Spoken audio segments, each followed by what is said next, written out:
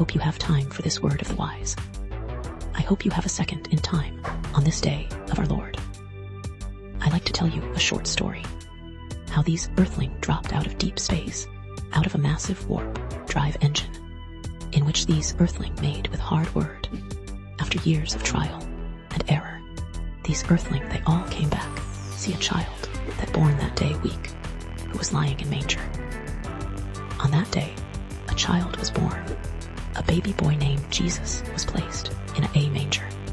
This story isn't just a historical detail or a holiday decoration.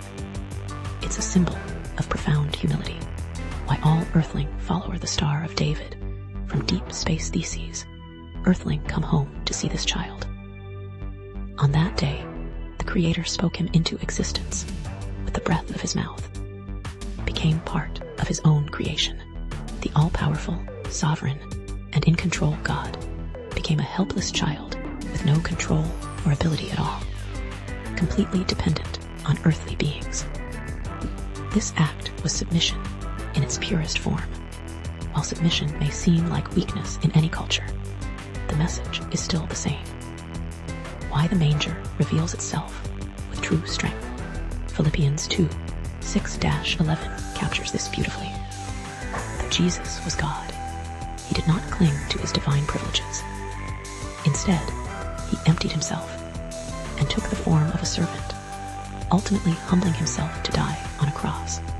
Because of him, these earthling souls move really fast, always dreaming of going places like other outer planets.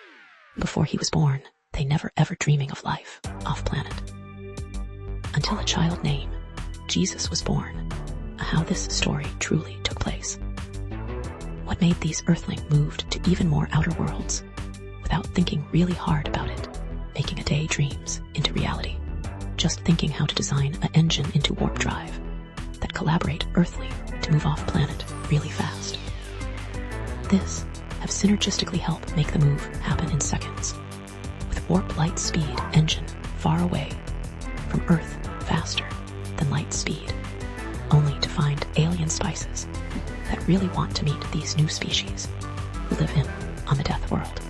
However, to them, it really looked like earthling just might think they could death world threat to their lifestyle.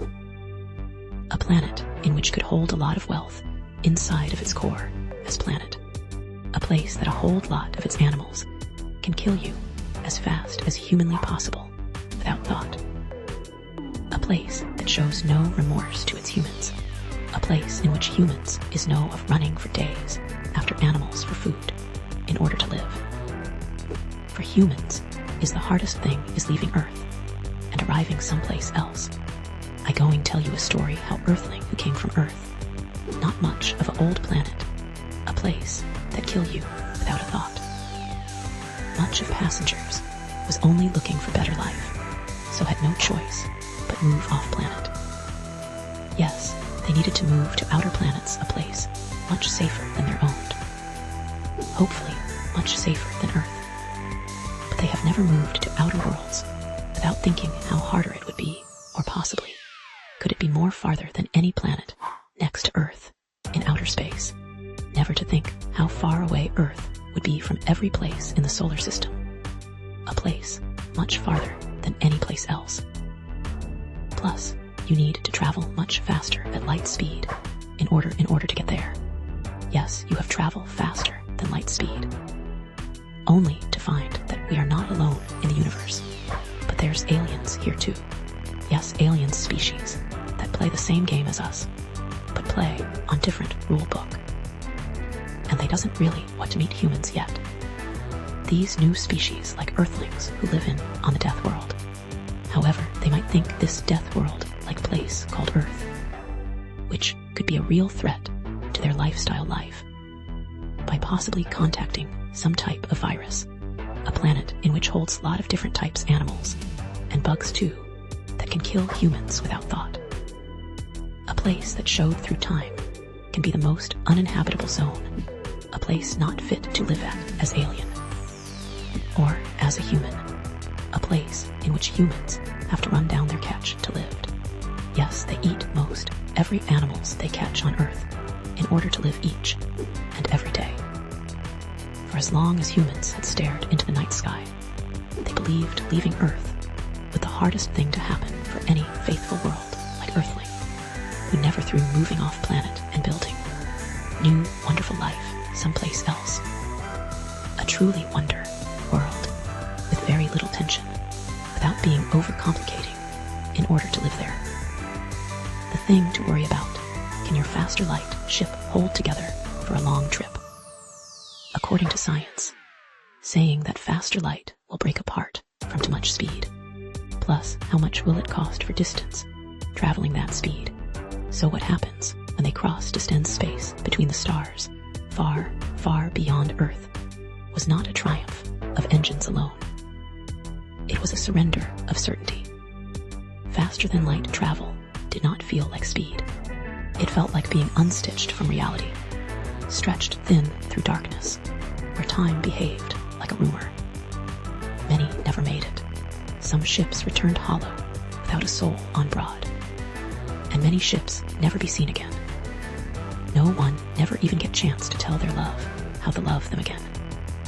And yet, humanity, with on like the great sailors of the past, went on. Many earthlings left their home world without truly thinking about how strange they were, how violent their planet had shaped them to be.